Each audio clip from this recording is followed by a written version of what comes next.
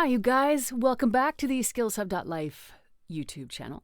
Today, I want to answer a couple questions. People have been sending in questions, and we have a few here that are kind of in the same field. I'll tell you what they are. They are, is voice acting training worth it? You know what I'm going to say. How much does voice acting training cost? Should I learn voice acting? Should I do it through private coaching or classes? Is acting school or theater training helpful? Yes, please train. I don't want a doctor treating me who is not trained. I don't want someone building anything on my house who isn't trained, and I'm certainly not going to pay them if they're not. So look, it's a creative craft, right? You can go do free stuff for fun all the time. That is totally different. What we're talking about here is if you want to be a professional, you got to do the training. So that's a given, right? You already know what page I'm on there.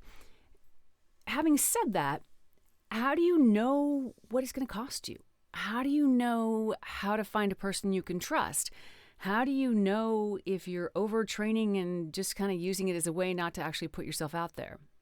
There's a lot to all that. All right, let's start with the first one that I threw out, if I can remember it. How do you know who to trust? It is most to your benefit, if that makes any sense, to train with people who have done this professionally for quite some time. All right. You want to learn from people who are doing it in the real world today. There are people who have done this craft in small markets, and sometimes they try to teach you how to do it in a big market, but they haven't done that yet. You want to train with the people who are doing the thing you want to do. If what you want to learn is, let's say, e-learning, work with somebody who does it all the time. If you want to do games and animation, work with someone who does it all the time. We have tons of those coaches at SkillsHub.Life. We have a whole catalog of them, which leads me to the next point, which is how much do you pay them? Well, I can speak to that through what I know our coaches charge on the site. We price our site by the minute, because I think not everybody always needs a full hour. Especially when you're talking about audition coaching, like I just need 20 minutes or 10 minutes with someone I can trust. So that's why we set it up to price by the minute. And our coaches range from, I think at the lowest end it's $1.50, probably $2 a minute, up to me, who I've overpriced myself because I'm so busy. I'm like, please don't book me for coaching because I'm just too busy. I'll have a sale from time to time where I'm like, okay, I have a little time, I'll drop my prices, but I'm like at $5 a minute or something. Don't take that as standard. I can hear some of you guys like, it's $5 a minute for voiceover coaching. It's not. But some people, you can expect to pay, $120 an hour, $75 an hour for private coaching. Now, classes are different. If you're talking about on-demand learning, that's pre-recorded videos and things like that, you'll find them, some really decent ones. One of our coaches, Tom Deere, I think his are around $30 per pre-recorded module. That's really inexpensive, killer information in there. So there's a range, right? But what you want to look at when you're evaluating this money you're spending, is my money getting me something that's going to get me closer to where I want to be? Because one of the things we go into coaching for is a bit of a shortcut. Like, you could be a professional, let's say a professional tennis player, and you could spend years figuring out all the things you're doing wrong by yourself. Or you could hire someone who's worked with a lot of people doing things wrong and knows where the common pitfalls are, coach with them, and save yourself 5 or 7 years, potentially your career, by doing that. I'm a big fan of the well-priced shortcut. Big fan.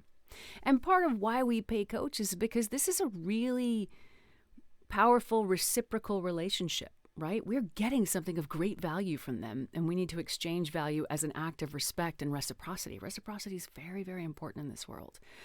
Okay, so that kind of speaks to how much to pay for private coaching. Now, live classes, we price ours around $50, $60, $75 per hour and a half class. You'll find them up to, $400, $500, $600 or more for an intensive class that's like a several hour class. It really varies. Only you know if that price is worth it to you, because you know your goals, you know your budget, you know what's realistic for you and what feels aligned for you. Always do a gut check. Now, circling back, that brings me back to this topic of who do I coach with. Word of mouth is great. Referrals are great. Looking at somebody's resume is really great. That being said, you've got to make sure they're a fit for you. Because somebody who your friend coached with, who they are crazy about and they love, just don't have the chemistry. Trust your gut no matter what. Okay? I want that t-shirt. Trust your gut no matter what. All right. That's a piece of it. Another thing is the right coach at the right time, right? The right class at the right time. So if you're just starting out, I highly recommend in that stage coaching with people who are working actors in the field, right? And once you've kind of got your feet under you there and you're feeling like, okay, I feel like I'm on a roll here. I feel like I kind of got this a little bit. Then coach with somebody who casts people, who hires people who do what you want to do. Somebody who directs people in the projects that you love. Again, we have bunches of them at SkillsHub.Life. So that ups the ante. That ups the stakes a little bit. All right. So who you want to work with and study with and take classes from is going to change over time, right? Be sure to tune in for that and respect your own process. Respect your gut on it. Now, I want to throw in there, we talk about this, we call this the Skills Hub Edge. There's a couple of other pieces here that must be part of this equation. Number one, you got to have a plan. You got to know where you're going because you're spending money and you want to spend it purposefully. So what's your plan? Is your plan just to get good basic skills? Is it to build a commercial career, build an e-learning career, build an audiobook career, build a games career? Get really specific about the classes you take. If you're on a track right now and your just dream and absolute goal is, I am going to be working in games, maybe you don't go over here and do an audiobooks class. Maybe you do, because you might figure out that, oh my gosh, I love this and I could make money to support my dream of games through my voice this way. I mean, so you see, it's not black and white. There's a lot of gray area there, but keep that in mind, having a plan. The other piece is our practice. Go to a class and then go practice what you learned.